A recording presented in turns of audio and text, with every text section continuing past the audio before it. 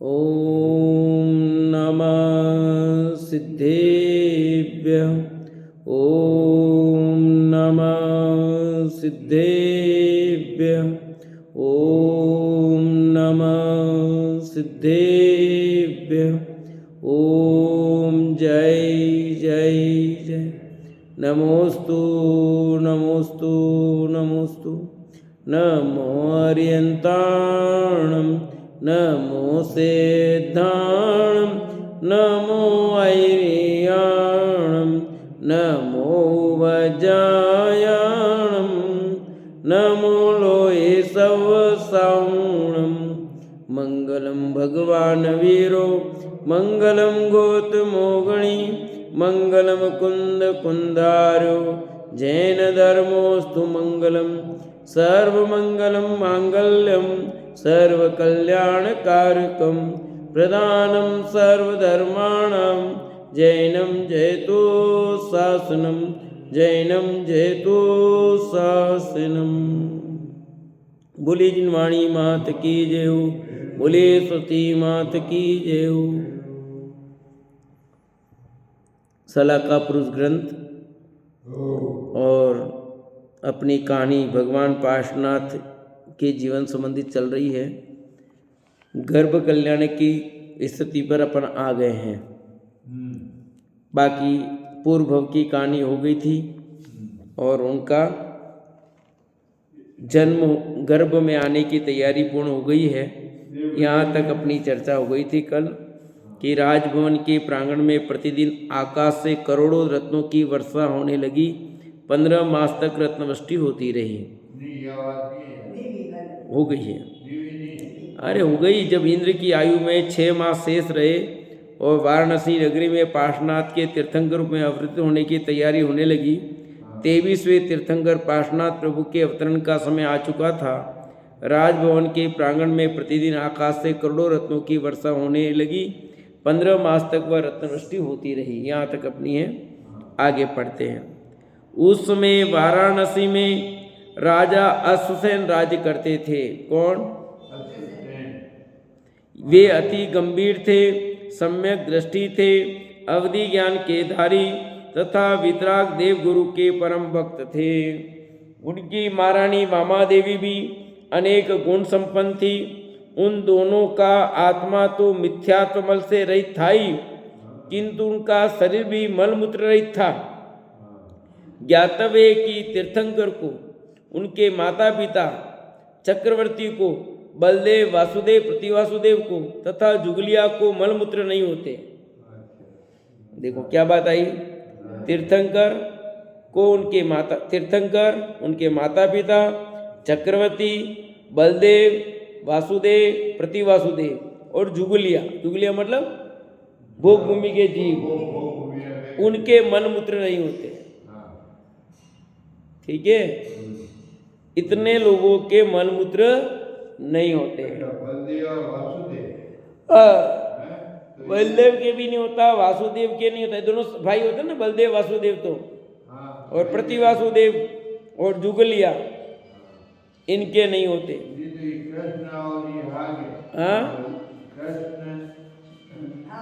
हाँ, कृष्ण और बलभद्र। हाँ। एक दिन महारानी वामा देवी पंचप्रमेष्टि भगवंतों का स्मरण कर गहरी नींद में सो रही थी। वह निद्राधीन थी। बैसाख कृष्णा द्वितीया का दिन था। तब उन्होंने रात्रि के पिछले पहर में 16 मंगल स्वप्न देखे, जो भगवान पार्श्वनाथ के माता के गर्भ में आने के सूचक थे। ठीक है, जब भी कोई तीर्थंकर का जीव माँ के गर्भ में आता है तो माता 16 सपना देखती है। वो सूचक है उसका कि गर्भ में तीर्थंकर का जीव। और वैसे पहले सूचना लग गई, 6 महीना पहले से, गर्भ में आने के 6 महीने पहले रत्नों की वर्षा हो रही है। इसलिए सब पता लग जा रहा है कि कौन जीव उनके गर्भ में आने वाला है। 6 महीने पहले ही सब पता लग जाता है कि कोई महापुरुष तीर्थंकर जैसा जीव इस नगरी में, इस स्थान पर, इनके घर आने वाला। सब दुनिया को ही पता लग जाता है। बोलो, यहाँ तो हो जाए, कितने महीने हो जाए तो पता लगता है कि कोई आने वाला है या होने वाला भी है? और यहाँ आने के 6 महीने पहले ढिंडोरा पीट रहे हैं, और यहाँ के नहीं पता नहीं लगने देना, पता नहीं लगने देना। अरे नहीं नहीं नहीं, हाँ पर यहाँ क्या कहते हैं, नहीं पता नहीं लगने देना, कितने महीने, नहीं नहीं नहीं नहीं बताना नहीं, किसी को बताना नहीं। और यहाँ कह रहे हैं कि ढिंडोरा पीटो, होने वाला है 6 महीने पहले है। यहाँ हो जाए तो पता लगे कि कुछ हुआ है। क्यों दादी जी, आ गए ना दादी जी। तो ये ऐसा है भाई, ज्ञानियों और अज्ञानियों की क्या दशा में अंतर है। महापुरुषों का जीवन कैसा होता है वो सोचो आप, उनके कोई नजर वजर नहीं लगती है ना, सब नजर अपने ही लगती है सारी। देखो तो सही, 6 महीना पहले रत्नों की वर्षा हो रही है, गर्भ में आए तो माता को भी 16 सपने आते हैं, ऐसे नहीं होता है, माँ भी समझ आती है। वह निद्रा दिन थी, वैशाख कृष्णा द्वितीया के दिन गर्मी में। तब उन्होंने रात्रि के पिछले पर में 16 मंगल स्वप्न देखे, जो भगवान पार्श्वनाथ के माता के गर्भ में के आने के सूचक थे। महाराजा अश्वसेन के सपनों का फल जानकर माता का हृदय आनंद से भर गया। प्रभात होते ही राजसभा में जाकर माता जी का महाराज ने इंद्रों तथा इंद्राणियों से आकर खूब सम्मान किया। माता जी का महाराज ने इंद्रों तथा इंद्राणियों आकर खूब सम्मान किया और गर्भ कल्याणक उत्सव करके उनकी स्तुति की। 56 कुमारी देवियां माता की सेवा करने लगी। वे बारंबार तीर्थंकर के गुणगान करके माता जी के साथ आनंददायक चर्चा करने लगी। ये है सब आते हैं ना, बिल्कुल। पौष कृष्णा एकादशी के शुभ दिन 23वें तीर्थंकर का अवतार हुआ। 9 महीने हो गए, 9.25 महीने हो गए पूरे। ये 9.25 महीने में होते हैं सब, इसलिए कहते तू पूरा 9.25 महीने का दिखे जो 9.25 महीने के। पौष कृष्णा एकादशी के शुभ दिन 23वें तीर्थंकर का अवतार हुआ। तीनों लोग आनंदित हो गए। स्वर्ग में भी अपने आप दिव्य वाद्य बजने लगे। ये ऑटोमेटिक होता सब। इंद्र ने जान लिया कि भरत क्षेत्र में 23वें तीर्थंकर का अवतार हुआ है, इसलिए तुरंत इंद्रासन से नीचे उतरकर भक्ति पूर्वक उन बाल तीर्थंकर को नमस्कार किया और ऐरावत हाथी पर बैठकर जन्मोत्सव मनाने मेरू पर्वत पर जा पहुंचे। वहां प्रभु का जन्माभिषेक किया। इंद्र इंद्राणी आनंद से नाच उठे। उन्होंने प्रभु का नाम पार्थ कुमार रखा। पार्थ कुमार के जन्माभिषेक के समय आकाश से पुष्प वृष्टि होने लगी। आश्चर्य है कि आकाश में कहीं भी पुष्प वृक्ष न होने पर भी पुष्प वर्षा हो रही थी। क्या कहा? आकाश में कोई पुष्प के फूल नहीं होते, पुष्प नहीं होते, फूल नहीं होते। आकाश में फूल के पेड़ नहीं होते, पर पुष्पों की वर्षा आकाश से हो रही है। और पार्थ कुमार से हो गया पारस।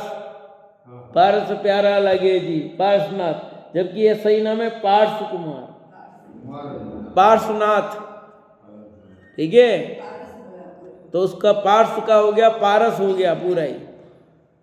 र इधर आ गया, सा आ गया, वध गाय भी हो गया। ये मुख सुख की बात है सब। तो कब जन्म हुआ? कब हुआ पार्श्वनाथ का जन्म? पौष कृष्णा एकादशी, ठंड में।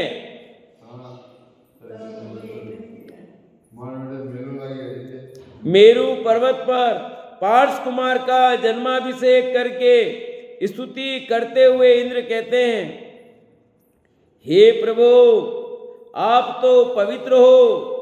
आपका नमन करने के बहाने वास्तव में तो हमने अपने ही पापों को धो डाला है।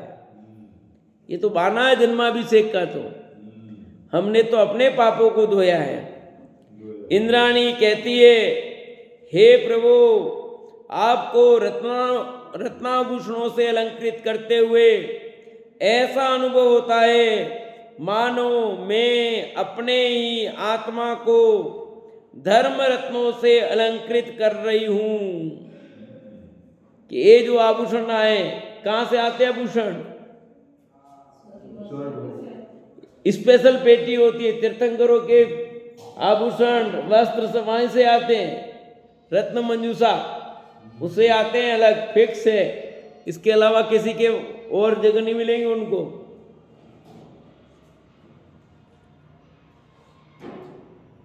हे प्रभु, आपके रत्नाभूषणों से अलंकृत करते हुए ऐसा अनुभव होता है मानो मैं अपने ही आत्मा को धर्म रत्नों से अलंकृत कर रही हूं। आभूषण आपको पहना रही हूं, पर मुझे लग रहा है कि मैं अपने को धर्म रत्न से अलंकृत कर रही हूं।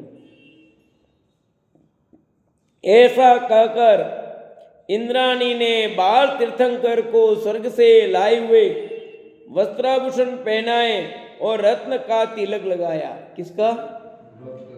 कंकु का नहीं, केसर का नहीं, रत्न का तिलक लगाया। इस प्रकार पार्श कुमार का जन्माभिषेक करके तथा देवलोक के दिव्य वस्त्राभूषण पहनाकर प्रभु के जन्मोत्सव की शोभा यात्रा बनारस नगरी लौट आई। कहाँ लौट आई? जन्म कहाँ हुआ? बनारस। बनारस देखा? क्यों प्रसिद्ध है बनारस? बनारस क्यों प्रसिद्ध है वर्तमान में? हाँ, इसलिए। और बनारस की साड़ी तुम्हारे लिए पूछ रहा हूं। बनारस की साड़ी, बनारस का पान, ठीक है। विश्व यहाँ, और गंगा नदी है ना, गंगा नदी। अपने तो यहाँ पार्श कुमार से प्रसिद्ध है, सुंदर मंदिर बना है वहाँ, उसको वाराणसी भी कहते हैं। वाराणसी नाम भी है। वाराणसी, वाराणसी और बनारस दोनों कहते हैं। हाँ दोनों कहते हैं, इत कह रहा हूँ।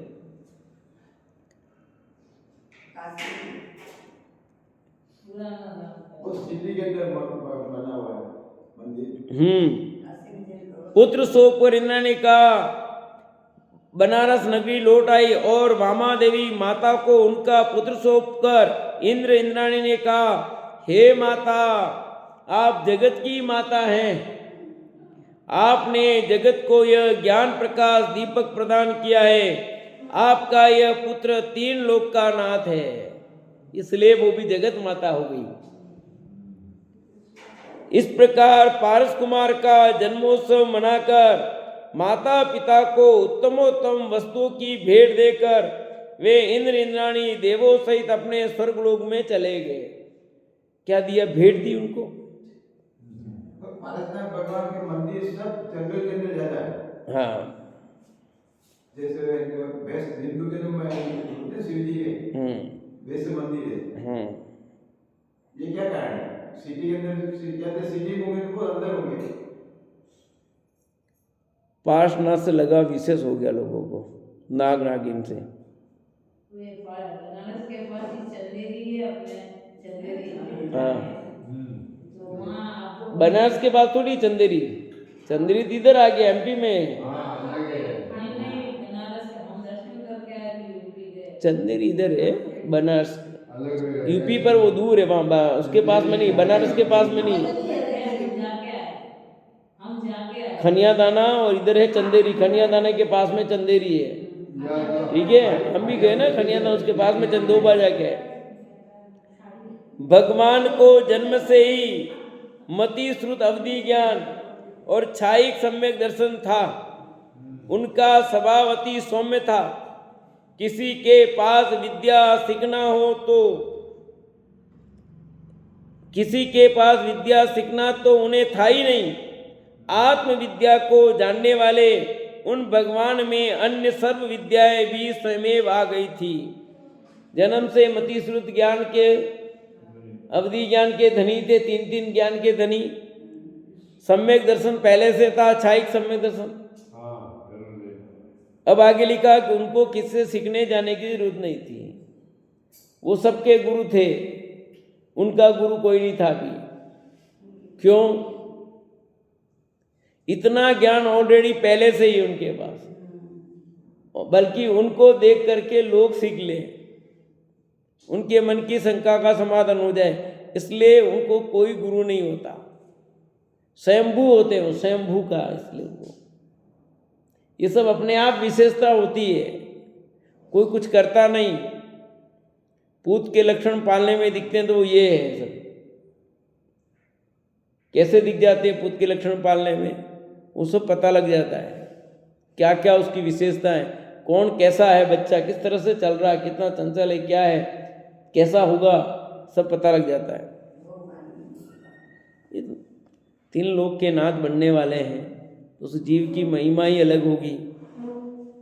फिर जिससे धर्म प्रभावना विशेष होनी है तो उसका अलग होगा। एक सामान्य भगवान बनने वाला और एक तीर्थंकर बनने वाले में बहुत अंतर होता है। सामान्य जो भगवान होते हैं उनसे धर्म तीर्थ की प्रभावना होगी जरूरी नहीं है, पर इनके निमित्त से तो बहुत प्रभावना होनी है, इसलिए सब विशेषता देखने को मिलेगी। यद्यपि भगवान बनने पर दोनों के सुख में कोई अंतर नहीं होता, ये ध्यान रखना। तीर्थंकर भगवान के सुख में और सामान्य केवली, यानी तीर्थंकर केवली और सामान्य केवली के सुख में कोई अंतर नहीं होता। बाहर में ये जो दिखाई दे रहा है समोसन उनके नहीं होता, ये तो बाहर का, उससे कोई लेना देना नहीं है। तीर्थंकर केवली समोसन में रह करके भी समोसन से भिन्न होते हैं, उनको उससे कुछ लेना देना नहीं होता है। वो पुण्य अलग है, ये अलग है, आनंद वो होता है पर उनको उससे कुछ लेना देना नहीं, उसके कारण उनको कोई लाभ ही नहीं है, न सामान्य केवली को न तीर्थंकर केवली को। इसलिए तीर्थंकर केवली और सामान्य केवली, उनके भी 4 मूल गुण, इनके भी मूल 4 गुण, उसमें कोई अंतर नहीं होता, सुख में कोई अंतर नहीं होता। क्यों होता है? तो अपने को क्या बनना है? तीर्थंकर बनना है कि भगवान बनना है? लोगों को तीर्थंकर बनना है, क्योंकि ठाड़ वाट तो तीर्थंकर बनने के लिए अरबों अरबों खरबों खरबों नहीं, असंख्यातों वर्ष तक आपको इंतजार करना पड़ेगा। असंख्यातों वर्ष इंतजार करना पड़ेगा। एक तीर्थंकर दूसरे तीर्थंकर के बीच में भी कितना गैप है, देखो ना। तब तक तो विदेश क्षेत्र में कितने तीर्थंकर बन जाते हैं। वो एक इंद्र चौधरी में कितने तीर्थंकरों के कल्याणक में आ जाता है। एक इंद्र के काल में कितनी इंद्राणियां, सच्ची इंद्राणियां बोलो, 40 नील इंद्राणियां, तो फिर उसका काल कितना हुआ और कितने कल्याणक बना लिया उसने, बोलो। तो फिर वो मोक्ष चली जाती है पहले। तो आप सोचो क्या बनना है अपने को। इसलिए तीर्थंकर के इस वैभव को देख करके मुंह में पानी नहीं लाना, अपने को सुखी होना है, भगवान बनना है, ये भावना बानी है। मुझे तो भगवान बनना है, तीर्थंकर से कोई लेना देना नहीं। सच्ची यही तो बात है कि समझ कितनी है, कितनी पकड़, लोग समझते तो है ही नहीं, पकड़ अपने तो ऐसा बन क्या वो कि चिंतन नहीं है सही दिशा में। आज इसीलिए वो तीर्थंकर बनने वाले हैं, मैं उनके लिए कहाँ इंतजार करूंगा, वो तो संख्या तो वर्ष बाद जाएंगे।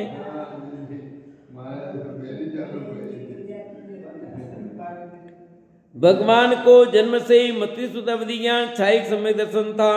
उनका स्वभाव अति सौम्य था, किसी के पास विद्या सीखना तो उन्हें था ही नहीं। आत्मविद्या को जानने वाले उन भगवान में अन्य सर्व विद्याएं भी स्वयं आ गई थी। युवा राजकुमार को देखकर एक बार माता पिता ने उनसे विवाह का अनुरोध किया और कहा कि किसी सुंदर गुणवान राजकन्या के साथ वे विवाह करें, परंतु पार्थ कुमार ने अनिच्छा प्रदर्शित की। माताजी ने गदगद होकर कहा, हे कुमार, मैं जानती हूँ कि तुम्हारा अवतार वैराग्य हेतु है। तुम तीर्थंकर होने वाले हो और उससे मैं अपनी कोख को धन्य मानती हूँ। परंतु पूर्व काल में ऋषभ आदि तीर्थंकरों ने भी विवाह करके जिस प्रकार माता पिता की इच्छा पूर्ण की थी, तदनुसार तुम भी हमारी इच्छा पूर्ण करो। है तो माई और हर माँ की इच्छा होती है कि हाँ? बेटा हो, शादी करे, बहू आवे, पालने में झुलावे, है कि नहीं है? तब पार्थ कुमार बोले, होता चाहिए ना। तब पार्थ कुमार बोले, हे माता, ऋषभ देव की बात और थी। मैं प्रत्येक विषय में उनके बराबर नहीं हूँ। उनकी आयु तो बड़ी लंबी थी और मेरी आयु मात्र 100 वर्ष की है। कितने साल की आयु है? पार्श्वनाथ की आयु कितनी? 100 साल की। और आदिनाथ की आयु 84 लाख पूर्व। ये 100 वर्ष तो इनके इतने भी नहीं होते। मुझे तो अल्प काल में ही संयम धारण करके अपनी आत्म साधना पूर्ण करना है, इसलिए मुझे सांसारिक बंधनों में पड़ना उचित नहीं है। मेरी आयु तो अल्प है, 100 साल की खाली आयु है। अपनी एज जो है कि मनुष्य हाँ। हमारी 120 वर्ष की है। आप भी होगी अब तो, पार्श्वनाथ की लाइन में लग गए आप भी। एक उनकी आयु 100 वर्ष खाली। वो तो पार कर गए ना, महावीर की आयु तो आप पार कर गए। एक बार पार्थ कुमार वन विहार करने निकले। साथ में उनका मित्र सुभोग कुमार भी था। पार्थ कुमार को देखकर प्रजा अति प्रसन्न होती थी। वन के पशु पक्षी भी प्रभु को देखकर आश्चर्य में पड़ जाते और उन्हें शांत चित्त से निरखते थे। जब पार्थ कुमार वन में विचर रहे थे कि तभी एक घटना हुई। कौन भ्रमण कर रहे थे? तब क्या घटना घटती है, सुनो। पार्थ कुमार का नाना राजा महिपाल रानी का देहांत हो जाने से तापस हो गया था। कौन? पार्थ कुमार का नाना, जिसका नाम था राजा महिपाल, उनकी पत्नी का देहांत हो गया था। अब कौन घर पे परेशान हो गए? तो वो तापस बन गए, तपस्वी बन गए। 700 तापस उनके शिष्य थे। वापस तो राजा थे, राजा कैसे करता वैसे करते हैं। 700 शिष्य थे इनके वापस। वह वाराणसी में पंचाग्नि तप कर रहा था। कौन? पार्थ कुमार का नाना, जो अभी तापस है। अग्नि में बड़े बड़े लक्कड़ जल रहे थे। इतने में पार्थ कुमार अपने मित्रों सहित वन विहार करते करते वहां जा पहुंचे। घूमते घूमते वो वहां चले गए। उन्होंने महिपाल तापस को नमस्कार नहीं किया। इस कारण तथा पूर्व के संस्कारवश उन्हें देखकर उस तापस को क्रोध आ गया। किसको? नाना जी को, जो भी तापस है, उसको नमस्कार नहीं किया। क्यों नहीं किया बताओ सुमन दीदी? अरे उनको पूछ रहा हूं अभी, सुमन दीदी क्यों नहीं किया उन्होंने? नग्न तो थे वो, क्यों नहीं किया? अब आपके प्रश्न का यहाँ जवाब मिल जाएगा। तापस तो थे ना, क्या दिक्कत था? नग्न थे, तापस थे, कर देते। नहीं किया भैया। तीर्थंकर किसी को नहीं करते हैं। इतना ही नहीं है, मिथ्या दृष्टि को कौन करेगा? को मिथ्यात्व को कौन करेगा? हैं? वे तीर्थंकर थे, यही बात ही नहीं है। वो मिथ्या दृष्टि है। कु तप तप रहा है, कुगुरु है, कुगुरु को नमस्कार कौन करेगा? हाँ, इसीलिए तो बात बतानी है। इतने में पार्श कुमार अपने मित्रों सहित वन विहार करते करते वहां जा पहुंचे। उन्होंने महिमाल तापस को नमस्कार नहीं किया। इस कारण तथा पूर्व के संस्कार वश उन्हें देखकर उस तापस को क्रोध आ गया। उसी समय पार्श कुमार के मित्र सुबोध कुमार उससे बोले कि हे तापस, क्या आपको यह ज्ञात है कि आप जो ये पंचांगनी तप कर रहे हैं उसमें हिंसा के कारण जीव का कितना अहित होता है? इसमें जीव का कितना अहित होता है, पर कौन माने? हाँ, सब करना अपने को। तो शुभम कुमार की बात सुनकर महिपाल को और अधिक क्रोध आया। क्रोधावेश में वह कहने लगा, तू मुझे उपदेश देने वाला कौन? यह राजकुमार तो अभी छोटा सा बच्चा है, इसे मेरे तप का क्या पता? ऐसा कहकर वह लकड़ों की अग्नि में डालने लगा। ऐसा कहकर वह लकड़ों को मतलब जो लकड़ियां थी वो, उन लड़कों को नहीं, लकड़ों को, लकड़ियां जो गट्ठर है उसको को अग्नि में डालने लगा। पार्श कुमार हाथ में लकड़ उठाकर बोले, ठहरो ठहरो, इस लकड़ी को अग्नि में मत डालो।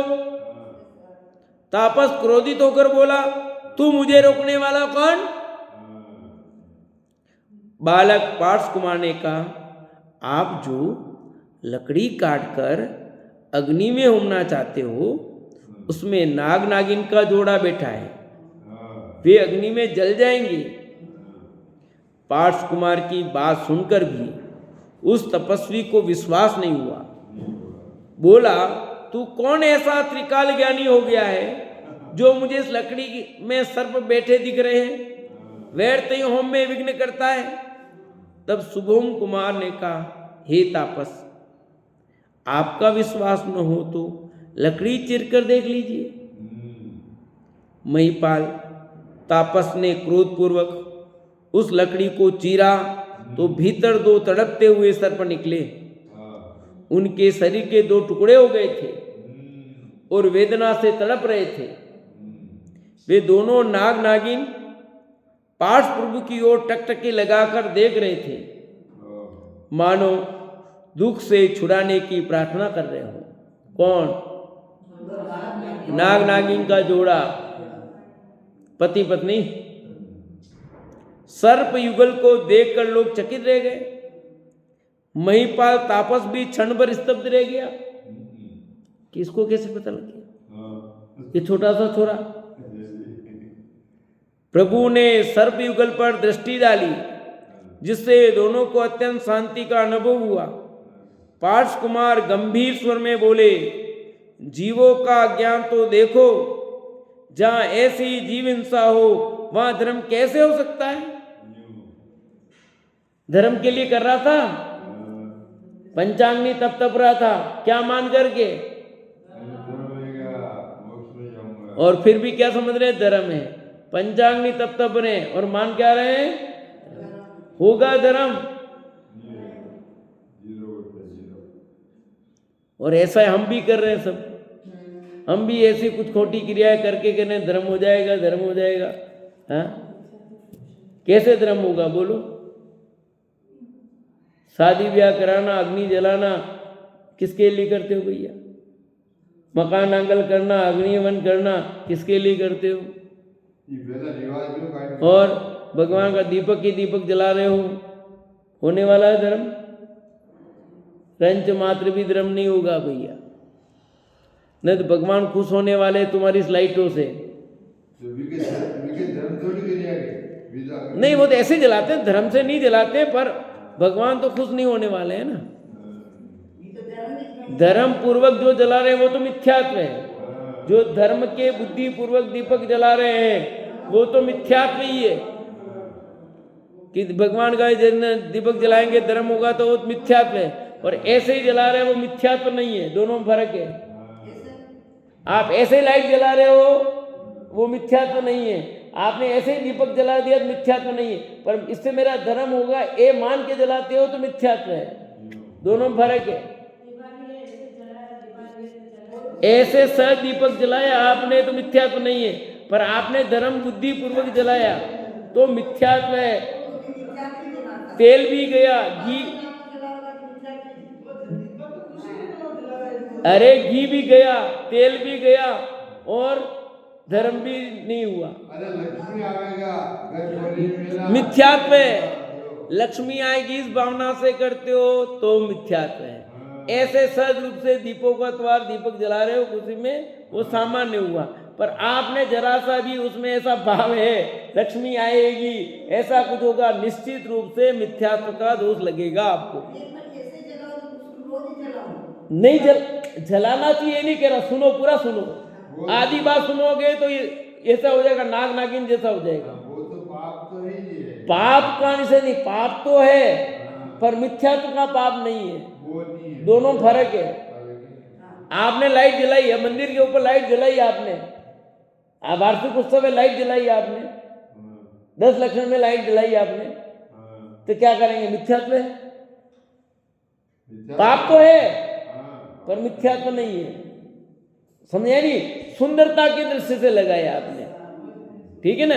दोनों में फर्क है। कौन सा काम आप कौन सी बुद्धि से करते हो उसको देखना पड़ेगा। आप कपड़े पहनते हो शरीर को ढकने के लिए पहन रहे हो, कोई दिक्कत नहीं, पर मैं बढ़िया दिखूं, अच्छा दिखूं तो आपको विशेष राग हो गया। फिर यूं कपड़े पहनना ग्रस्त है, सामान्य कपड़े पहनना पाप तो है पर उसमें विशेष आसक्ति नहीं है तो कम पाप बनेगा। पर विशेष मैं बढ़िया दिखूं, ऐसा मान करके कपड़े नहीं हूं, तब सजने का तो विशेष राग होने से विशेष पाप हुआ। मिथ्यात्व तो नहीं हुआ पर पाप विशेष हुआ। दोनों में फर्क है, ये बता रहा हूं। और उससे मैं बढ़िया दिखता हूं ऐसा मानना मिथ्यात्व को, कि शरीर सुंदर दिखेगा भी तो तुम तो दिखोगे नहीं, तुम तो आत्मा हो। ये उल्टी मान्यता हुई ना, इसलिए वो मिथ्यात्व हो जाएगा। फिर इस वस्त्रों से अपने को सुंदर मानता है इसलिए मिथ्यात्व हुआ, आभूषणों से अपने को सुंदर मानता है वो मिथ्यात्व हुआ। वस्त्र पहनना मिथ्यात्व नहीं, शरीर की सुंदरता में अपनी सुंदरता मानी तो मिथ्यात्व हो गया। देखो क्या हो रहा है। वीतराग धर्म का उपदेश सुनकर भी कमट का जीव तापस ने सत्य धर्म अंगीकार नहीं किया। जीव स्वयं भाव शुद्धि न करे तो तीर्थंकर भी उसका क्या कर सकते हैं? बोलो कौन क्या करे? तीर्थंकर का जीव भी उपदेश दे रहा हो तो क्या करे? भाव शुद्धि तो स्वयं करनी पड़ेगी। यद्यपि उसे आभास तो हो रहा था कि इन उत्तम पुरुषों के समक्ष में कोई भूल कर रहा हूं, किंतु क्रोध के कारण वह वीतराग धर्म को स्वीकार नहीं कर सका। अभी धर्म की प्राप्ति होने में कुछ समय ही देर थी। अंत में तो उसने इन्हीं पार्श्वनाथ भगवान की शरण में आकर सच्चा धर्म अंगीकार किया। दोनों सर्पों ने बालक पार्श कुमार के दर्शन करके शांति प्राप्त की और उनके श्रीमुख से वीतराग धर्म का उपदेश सुनकर धन्य हो गए। पार्श कुमार कहने लगे, क्या कहा आप सुनना है यहाँ। अब आपने क्या सुना और यहाँ क्या कहते हैं वो जरा ध्यान से सुनना है, यहाँ पर विशेष जोर देना मुझे। हे सर्पराज, भले ही कुल्हाड़ी से तुम्हारे शरीर कट गए हैं परंतु तुम क्रोध नहीं करना, क्योंकि पूर्व में क्रोध करने के कारण तुम्हें सर्प का भव मिला है। किंतु अब क्रोध का त्याग करके क्षमा भाव धारण करना और पंच प्रमेष्ठी भगवान की शरण लेना। ऐसा कहकर पार्श प्रभु ने उन्हें धर्म श्रवण कराया। दोनों नाग नागिन शांतिपूर्वक सुन रहे थे और सोच रहे थे कि हम जैसे विषैले जीवों को भी पार्श ने करुणापूर्वक सच्चा धर्म समझाया और हमारा कल्याण किया। अब पार्श नाम हम पता नहीं, मतलब यहाँ उस रूप उल्लेख किया है। तो पार्श कुमार ने ये सुनाया। अब यहाँ पर ये नहीं लिखा कि उन्होंने नमोकार मंत्र सुनाया, आया कहीं? ओ मैडम क्या बोलो? हाँ इसीलिए तो क्या सुनाया? नमोकार मंत्र सुनाया नहीं आया है? सरो दीदी क्यों नहीं आया बता सकते हो? संबोधन किया खाली उनको नमोकार क्यों नहीं आया? नमोकार मंत्र क्यों नहीं बोला? नमोकार मंत्र में सब आएंगे, वे सिद्धेभ्य नमः कहते हैं, ऐसा समझ में नहीं। इसलिए इस बात का यहाँ ध्यान रखा गया है, क्योंकि आचार्य उपाध्याय साधु ये सब होते ना, वे दीक्षा भी लेते हैं तो नमोकार मंत्र नहीं बोलते, नमः सिद्धे भी बोलते हैं। समझ आया कि नहीं? वो लोगों को कैसे समझाएं, वो इसलिए ध्यान रखा, इसलिए ये लिखा।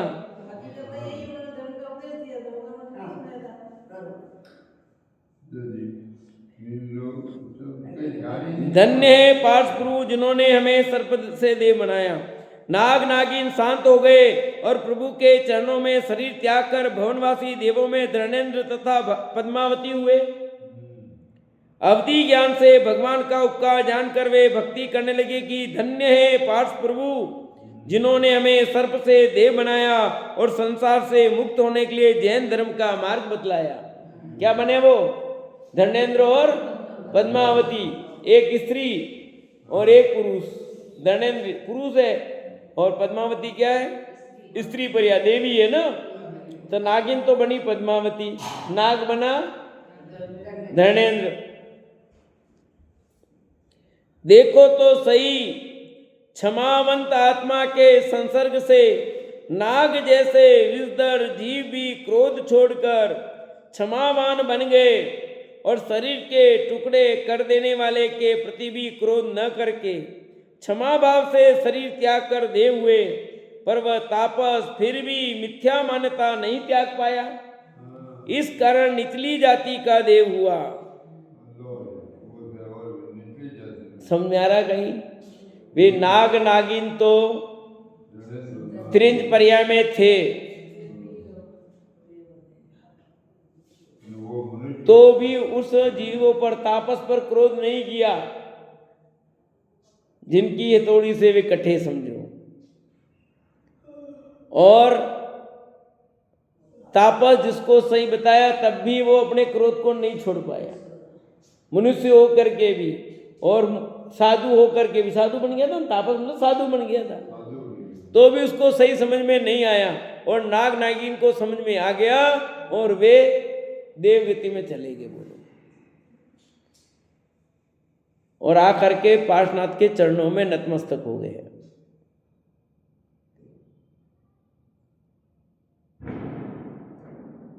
एक बार पौष कृष्णा एकादशी के दिन पार्श कुमार राज्यसभा में बैठे थे और उनका जन्म दिवस मनाया जा रहा था। देश देशांतर के राजाओं की ओर से उत्तमोत्तम वस्तु की भेंट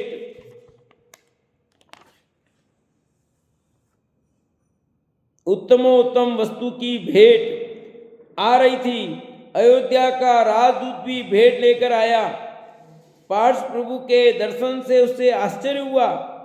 विनय पूर्वक स्तुति करके वह कहने लगा, हे प्रभु, हमारी अयोध्या नगरी के महाराजा जयसेन को आपके प्रति प्रगाढ़ स्नेह, इसलिए उत्तम रत्न एवं हाथी आदि वस्तुएं आपको भेंट स्वरूप भेजी है।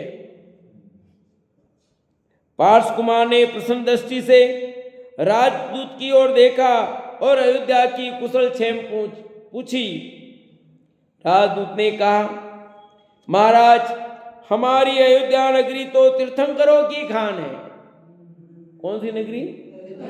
अयोध्या नगरी। जिस पुण्य भूमि में तीर्थंकर उत्पन्न होते हो, वहां की कुशलता का क्या कहना। अयोध्या नगरी का तथा पूर्व काल में हुए तीर्थंकरों का वर्णन सुनकर पार्श कुमार गंभीर विचारों में डूब गए। उसी समय उन्हें जाति स्मरण ज्ञान हुआ। किसको? पार्श कुमार को। और वे संसार से विरक्त हो गए। उन्होंने संकल्प किया कि मुझे जगत के सामान्य मनुष्यों की भांति संयम रहित काल नहीं गंवाना है। क्या निर्णय ले लिया? कि मुझे संयम रहित जीवन नहीं गमाना है, मुझे तो संयम धारण करना है। ऋषभादि जिनवर जिस मार्ग पर चले उसी मार्ग पर मुझे जाना है। किस मार्ग पर चलना है? जिस मार्ग पर मेरे पूर्वज 22 गए उसी मार्ग पर मुझे चलना है। इसलिए अब आज ही मैं दीक्षा लूंगा, आज ही मैं दीक्षा लूंगा और अपनी आत्म साधना पूर्ण करूंगा। इस प्रकार भव से विमुख और मोक्ष के सन्मुख हुए पार्श कुमार वैराग्य भावना भाने लगे। दीक्षा का उत्सव करने हेतु इंद्रादि आ पहुंचे। लोकांतिक देव भी आए और उन्होंने वैरागी पार्श्वनाथ के वैराग्य का अनुमोदन किया। किसका अनुमोदन किया?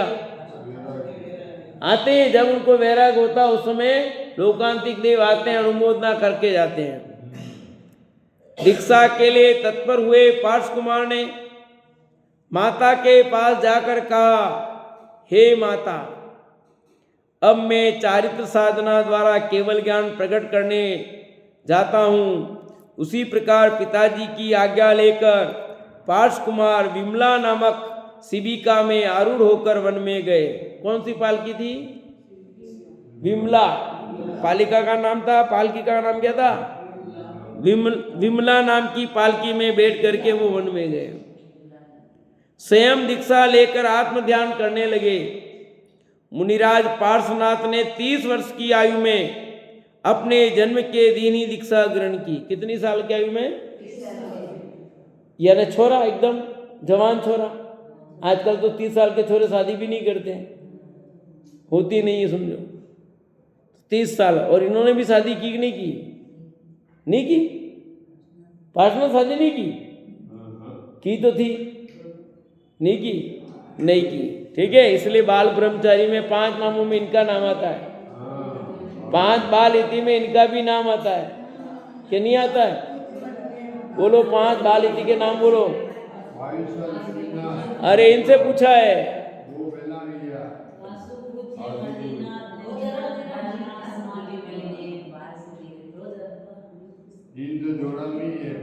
कौन कौन से बोलो? 22वां, 23वां और 3, 2 और है। हाँ, मल्लीनाथ ने शादी की थी ना? नहीं की। चलो, तो 5 बाल तीर्थंकर, बाल इति कहते हैं इनको।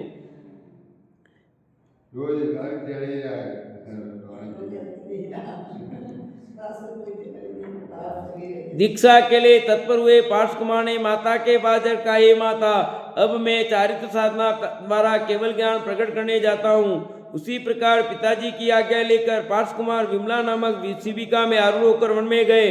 स्वयं दीक्षा लेकर आत्म ध्यान करने लगे। मुनिराज पार्श्वनाथ ने 30 वर्ष की आयु में अपने जन्म के दिन दीक्षा ग्रहण की। उनके साथ अन्य 300 राजाओं ने दीक्षा ले ली। कितने ने? 300 लोगों ने।